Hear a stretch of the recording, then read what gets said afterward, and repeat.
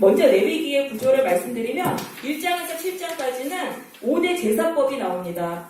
그리고 8장에서 10장에서는 그 제사를 집례하는 제사장에 대한 규례가 나옵니다.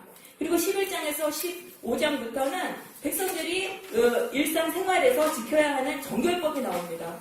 음식과 출산과 또 나병과 어떤 성생활과 이런 것에 대해서 그 정한 것과 부정한 것을 규정하면서 부정하게 됐을 때는 그 의식을 통해서 다시 정결하게 될 것을 명하고 있습니다. 그 정결법 중에 하나가 이 나병에 대한 규례입니다. 레위기 13장, 14장 나병에 대한 규례가 되겠습니다. 나병은 과거에는 문둥병이라고 불렸고요. 요즘에는 한센병이라고 부릅니다. 노르웨이 한센이라는 사람이 1873년에 나병의 병원군을 발견을 했기 때문이에요. 근데 이 13장, 14장에 나온 건 나병만 말하는 게 아니에요. 전염성에 있는 피부병과 곰팡이까지를 다 다루고 있습니다. 그럼 나병을 왜 이렇게 2장에 걸쳐서 중요하게 다루는가? 나병이 죄와 매우 유사하기 때문입니다. 이 나병은요, 비위생적인 환경과 나병이 발생하기 쉬운 기후에 계속 노출되어 있을 때 발생해요. 근데 죄도 마찬가지라는 거예요. 죄가 발생하기 쉬운 조건이 있어요. 그 조건에 계속 노출되었을 때는 이 죄가 발생하게 되는 것입니다. 그 나병은요, 오랜 기간의 잠복기를 거쳐요. 그 잠복기를 거쳐서 증상이 나타납니다. 근데 죄도 그렇다는 거예요. 우리의 마음속에 보이지 않게 시작이 돼요. 근데 걔가 오래되면은 바깥으로 드러나는 거예요. 행동으로 드러나고 그렇게 보이는 증상으로 나타난다는 것이죠. 그리고 나병은요, 이게 증상이 나타나면 전염성이 아주 빨라요. 한쪽에서, 한 부분에서 시작된 나병이 온몸으로 퍼져나가고 이게 주변 사람들까지도 퍼져나갑니다. 근데 죄가 그렇다는 거예요. 죄가 우리의 생각의 어떤 작은 부분에서 시작이 됐는데 걔가 우리의 전체를 다 지배합니다. 우리의 생각과 모든 행동까지도 죄가 다 지배해요. 그뿐 아니라 우리 안에서 퍼져나서 주변 사람들까지도 죄가 확장이 됩니다. 그래서 나병이 죄와 매우 유사합니다. 나병은 죄의 파괴성과 치명성과 전염성을 생생하게 드러내주기 때문에 하나님은 나병을 부정하게 여기셨어요. 그래서 우리는 이 13장, 14장에 나타난 이 나병을 통해서 죄의 이 무서움을 철저히 깨닫고 예수님의 보혈로 죄에서 고침을 받아야 하는 것입니다. 자, 어떤 사람이 피부에 뭔가 이렇게 생겼어요. 뾰루지나 색점이 생기면은 제사장으로 데려가요. 제사장이 이제 관찰을 했는데 피부에 털이 휘어지고 또 그 부분이 오목하면은 그때는 이제 나병이에요. 이건 전염성에 있는 피부병입니다. 그래서 제사장이 부정하다라고 선언을 합니다. 부정하다는 선고를 받으면 이제 진영 바깥으로 쫓겨가서 살아야 돼요. 이스라엘 백성들이 모여 사는 그 거주지 바깥으로 쫓겨가서 살아야 돼요. 왜냐하면 전염성이 있기 때문에. 그런데 쫓겨났다 할지라도 또 그 병에서 나오면은 다시 들어올 수 있어요. 피부에 색점이 희다 오목하지 않고 털이 희지 않은 경우, 이게 나병이라고 하기도 애매하고 아니기도 애매하고, 이러면 7일 동안을 가둬놓습니다. 이 사람을. 이제 다른 병균이 또 이제 감염되지 못하도록 7일 동안 격리를 시켜요. 딱 격리를 시킨 다음에 그 다음에 또 가서 이제 조사를 하는 거예요. 그런데 그대로 있어요. 그게 퍼지지 않았어요. 그러면은 또 일주일을 또 가둬둬요. 그러니까 이 나병의 진단을 아주 신중하게 하는 거예요. 2주 동안이나 이 사람을 격리를 시켜가지고 또 지켜보는 거예요. 그랬는데 퍼지지 않으면은 그건 이제 나병이 아니고 피부병이에요. 그래서 제사장이 그를 정하다 할 것이고, 그러면은 이제 그는 이제 옷을 빨면 돼요. 왜냐하면 그 옷에 또 병균이 묻어있을 수 있으니까 옷만 빨면은 이 사람은 되는 것입니다. 그럼 이제 여기서 말하는 것만은 나병이 바로 죄를 상징합니다. 이 죄라는 게 뭐냐면요, 히브리어로 하타라고 합니다. 히브리어로 하타라고 하는데 관역에서 벗어났다는 말이에요. 그러니까 관역에서 벗어난 게 문제가 되는 거예요. 꼭 10점만 맞춰야 되는 게 아니라 1점을 맞춰도 상관없어요. 그러니까 그 정도, 하나님이 정하신 정도가 있거든요. 그 정도에서 지나친 게 모든 게 죄가 되는 거예요. 그러니까 어떤 정도에서 지나치면 거기서 문제가 발생하는데 그것이 바로 죄가 됩니다. 한쪽으로 너무 치우치는 것을 성경에서는 죄라고 규정하고 있습니다. 그럼 우리는 이제 사람마다 강점이 있고 약한 점이 있잖아요. 그럼 이 강점과 약점을 통해서 이게 바로 죄로 발전될 수 있는 거예요. 이 강점을 통해서 그게 좀 더 강하게 되면은 이게 문제가 일으켜요. 이게 죄가 되는 거고, 약점도, 약한 것도 또 너무 그게 지나치게 가면 거기서 이제 문제가 된단 말이에요. 그래서 이게 바로 이제 죄인데, 내 안에 죄 문제가 발견이 됐어요. 내가 일반에 비해서 내가 이 문제는 내가 힘들다. 이것 때문에 내가 힘들다. 그럴 때는 이 죄 문제를 예수님께 가져가야 돼요. 죄는 영적인 문제이기 때문에 이거를 풀 수가 없어요. 이 나병을 제사장에게 가져갔잖아요. 죄 문제는 대제사장이신 예수님께 가져가야 돼요. 내 혼자서는 죄 문제를 풀 수가 없어요. 그리고 이 세상에 뭐 심리학이라든가 상담을 받는다든가 이런 것들로도 풀 수가 없어요. 이건 어느 정도 도움은 받지만은 근본적으로는 풀 수가 없습니다. 자, 예수님은 죄인을 부르셔서 죄인을 고쳐주시기 위해서 이런 영적인 의사로 이 세상에 오셨던 것입니다. 그래서 우리가 죄 문제를 들고 예수님께로 가져가면 고침을 받게 되는 것입니다. 죄를 없이 하시려고 세상 끝에 나타나셨느니라. 그러니까 이 세상 끝이 종말인데 예수님이 오실 때가 다 종말이에요. 그래서 성경에서 종말이 하면 이게 세상 끝날이 아니에요. 예수님이 오신 신약 시대가 다 종말이 되는 거예요. 그럼 예수님이 왜 오셨냐면은 인간의 죄를 없이 하시려고. 그러니까 십자가에 흘리신 그 보혈로 내 죄를 씻어내면은 그 죄가 씻겨져 내려가는 거예요. 보혈이 죄를 씻어내요. 그러니까 죄가 이제 떠나는 거예요. 깨끗하게 씻겨져가지고 떠나니까 그러면 죄로부터 우리가 죄 문제에서 고침을 받는 것입니다. 근데 여기서 볼 때 이제 죄는 여러 단계가 있다는 걸 알 수가 있어요. 맨 처음에 이제 인간의 마음속에서 보이지 않게 죄가 이제 시작이 됩니다. 근데 이게 계속되면은 눈에 보이는 행동으로 드러나요. 그리고 사람들한테까지 이제 퍼져나간다. 그러면 하나님 앞에서 부정하는 상태가 되는 거예요. 그러면 사람들한테 죄를 퍼뜨리니까 하나님이 그 사람을 격리시키시는 거예요. 사람들하고 교제하지 못하게 하세요. 그러니까 이게 보면 하나님이 추방하시는 거예요. 이 사람을 추방해서 그럼 그 추방되면 추방된 사람들끼리만 교제해야 돼요. 여기 죄가 깊은 사람들, 영적인 나병 환자들만 교제를 하면서 살아가게 됩니다. 그래서 우리가 이게 죄가 발전하지 않도록 우리가 이걸 해야 되는데 맨 처음에 죄가 딱 보일 때가 있어요. 죄가 이제 안 보여서 모르는데 딱 보여주실 때가 있어요. 아, 이게 그러니까 죄 문제구나. 요때 바로 예수님께 가져가서 기도해야 된단 말이에요. 죄에서 고침받기 위해서 기도를 해야 됩니다.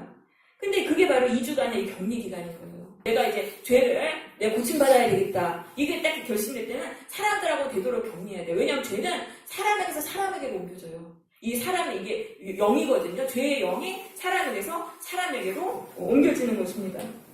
그렇기 때문에 우리는 이제 사람들하고 되도록이면은 격리된 상황에서 죄사함 받기를 위해서 기도를 해야 되는 거예요. 그럼 사람들하고 만나서 교제하면 그 사람의 말 한마디에도 크게 영향을 받아요. 그러니까 사람들과 어느 정도 격리된 상황에서 죄사함을 위해서 계속 기도해야 돼요. 근데 이제 사람들을 안 만나기는 어렵잖아요. 우리가 사회생활도 해야 되고 직장생활도 해야 되잖아요. 근데 사람을 보지 말고 예수님만 바라보면서 계속 기도하는 거예요. 그러면은 우리가 고침을 받게 됩니다. 근데 2주만 기도하는 게 아니에요. 언제까지 기도해야 되냐면은 내가 죄에서 고침받았다는 확신이 들 때까지 기도하는 것입니다. 이게 확신이 딱 들 때가 있어요. 그러니까 처음에는 기도를 해도 아무것도 일어나지 않은 것 같아요. 여기서 멈추면 안 돼요. 이게 처음에는 아무 변화가 안 일어났는데 이때도 믿음으로 기도해야 돼요. 이때 포기하면 안 돼요.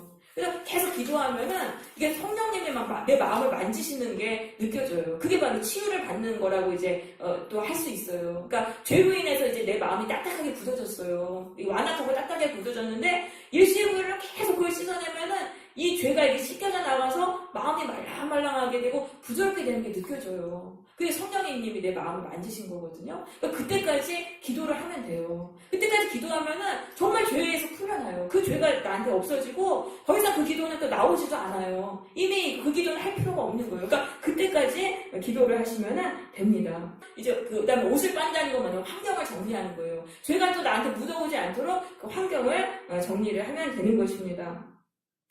자, 피부가 이제 정결하게 됐어요. 그런데도 또 다시 퍼질 수 있다. 이건 뭡니까? 죄는 고침을 받은 후에 또 재발할 수 있다는 것입니다. 죄는요, 잡초와 같이 계속 나오는 거예요. 근데 잡초도 계속 뿌리 끄면 이제 뿌리채 뽑으면은 이 죄가 없어지잖아요. 그러니까 죄가 나왔을 때마다 계속 예수의 보혈로 죄를 씻어내야 돼요. 그러면은 얘가 결국은 이 죄가 뿌리채 이제 뽑히게 돼서 사라지게 됩니다. 그러니까 병균이 계속 그래서 소독약을 계속 뿌리면 결국 병균이 죽잖아요. 그러니까 죄가 죽을 때까지 우리가 회개기도를 해야 된다. 그러면 구원파는 잘못 가르치는 거예요. 구원파는 예수를 믿고 한 번 회개기도했으면 그 다음에 회개기도하면 안 된다고 가르쳐요. 그거면 구원받지 못한다고 가르치는데 그게 잘못인 거예요. 죄는 발견될 때마다 예수의 보혈로 계속적으로 우리가 씻는 기도를 해야 되는 것입니다. 근데 이제 9절에 보시면은요, 사람에게 나병이 들어서 대사장에게 데려갔어요. 근데 제사장이 봤는데 흰점이 돋고 털이 휘어지고 생살이 생겼어요. 그럼 이 생살이 생겼다는 거는 이게 속에 있는 살이 이제 밖으로 터져 나온 거예요. 밖으로 터져 나온 거. 그러면은 이 경우는 이제 2주를 격리할 필요도 없어요. 바로 부정하다라고 이제 선언을 해버립니다. 바로 쫓겨나게 돼요. 그러면은 이건 뭐냐면은 이제 안에서 골만 터져 나오는 거예요. 이 나병이 이 안에서 이제 그 골만 터져서 바깥으로 나오는 거예요. 그럼 이거 뭐냐면은 죄는 우리가 오래 품고 있으면 결국은 이렇게 터져서 골만 터져서 나오게 된다는 거예요. 내가 아무리 죄를 감추려고 해도 죄를 감출 수가 없어요. 그래가지고 죄가 막 다 드러나니까, 사람들 앞에 드러나니까 얼마나 수치스럽게 되겠습니까? 그래서 죄를 우리가 처리하지 않으면 결국은 이 지경까지 가게 된다는 말씀이죠. 근데 12절에 보세요. 제사장이 보기에 나병이 피부에 크게 발생했는데 환자의 머리부터 발끝까지 퍼졌으면은 그는 또 정하다는 판정을 받습니다. 이게 온몸으로 다 이제 나병이 다 퍼졌으면 오히려 정하다. 이건 뭐냐면은 나병에 이제 독이 다 이제 외부로 발산이 돼가지고 이제 그 다 퍼져 낫는 거예요. 그래서 정하다는 거예요. 그럼 이건 뭐냐면은 죄를 드러낼 때 우리가 고침을 받는다는 거예요. 죄를 감추려고 하면은 얘가 이제 이 안에서 이게 문제가 돼 골마 터져서 나오는데 내가 죄를 다 드러내면은 그때는 죄를 고침받게 된다는 말씀입니다. 특별히 하나님 앞에 내 죄를 다 고백해야 돼요. 하나님 앞에 나의 죄를 낱낱이 고백해야 돼요.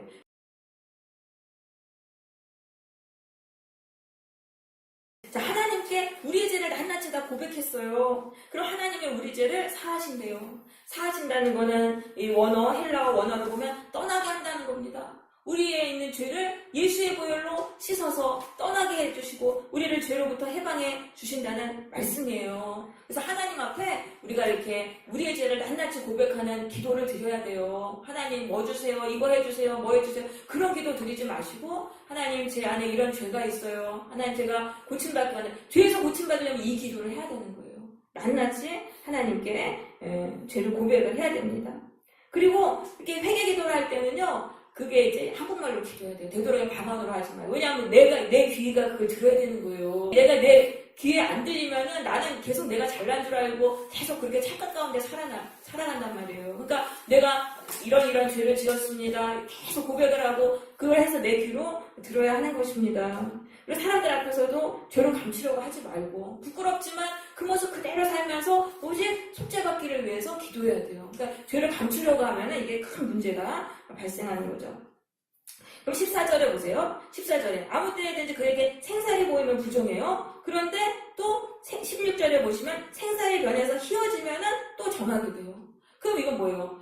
이거는 죄로 인해서 수치스러운 상태가 됐다 할지라도 또 고침받을 수 있다는 거예요. 그리고 또 죄로 고침받았다 할지라도 또 다시 수치스러운 그런 상태로 갈 수 있다. 그러니까 죄는 유동적이라는 거죠. 죄인이 고침받고 의인이 될 수도 있고 의인이 또 다시 죄에 빠질 수 있다는 거예요. 그러니까 나한테 죄가 이제 발견됐을 때 절망할 필요가 없이 예수님께 가서 고침받으면 되고 또 내가 죄에서 고침받았다고 해서 자만해서도 안 되겠죠. 우리는 깨어서 이 죄를 경계하면서 피하도록 해야 되는 것입니다. 자, 18절부터는 제가 좀 읽으면서 말씀을 드리겠습니다. 피부에 종기가 생겨서 나았어요. 그랬는데 그 종기 그 부분에 흰점이 돋거나 희고 불구스름한 색점이 보이면 요거는 나병의 조짐이 있잖아요. 그러니까 이제 제사장에게 보여요. 그래서 제사장이 관찰을 해가지고 이게 피부보다 얕고 희면은 부정하다 라고 합니다. 하지만 제사장의 관찰에서 흰털이 없고 피부보다 얕지 않으면은 7일을 또 이제 가둬두고 여전히 이렇게 퍼지지 않으면 정하다라고 말을 합니다. 그럼 이건 뭐냐면은 피부에 이제 종기가 나고 뭔가 이렇게 나병이랑 비슷하다고 해서 그 사람이 반드시 나병일 것이다는 아닌 거예요. 그거는 이제 제사장이 판단하는 거예요. 그럼 우리가 이제 어떤 사람을 행동이 봤는데 저 사람의 행동이 막 죄와 유사해요. 그렇다고 함부로 그 사람을 판단하면 안 되는 거예요. 그러니까 사람의 죄에 대한 그 판단은 예수님만이 하시는 거예요. 그러니까 어떤 사람의 어떤 행동을 보고 저 사람은 죄에 깊이 빠졌어. 죄로 이제 막 망할 거야. 막 이런 식으로 함부로 판단하고 정죄하면 안 되는 것입니다. 예수님께 모든 판단은 다 맡겨야 된다는 것입니다.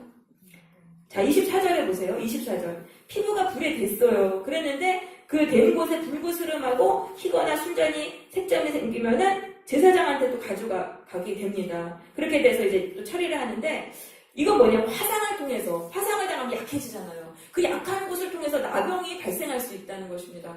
그럼 이건 뭐냐면은 외적으로 큰 충격을 받았어요. 마음이 약해졌어요. 그러면 내가 나를 컨트롤할 수 없으니까 내 안에 있는 죄가 나올 수 있어요. 근데 그럴 수도 있지만 내가 약해졌으니까 어떤 죄의 힘을 이용해서 나를 강하게 하기 위해서도 죄를 막 이렇게 막 함부로 발산할 수 있다는 것입니다.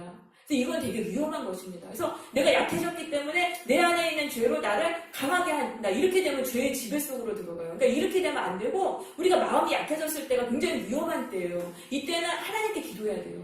하나님께 나가서 기도하면 하나님이 우리의 마음을 강하게 해주세요.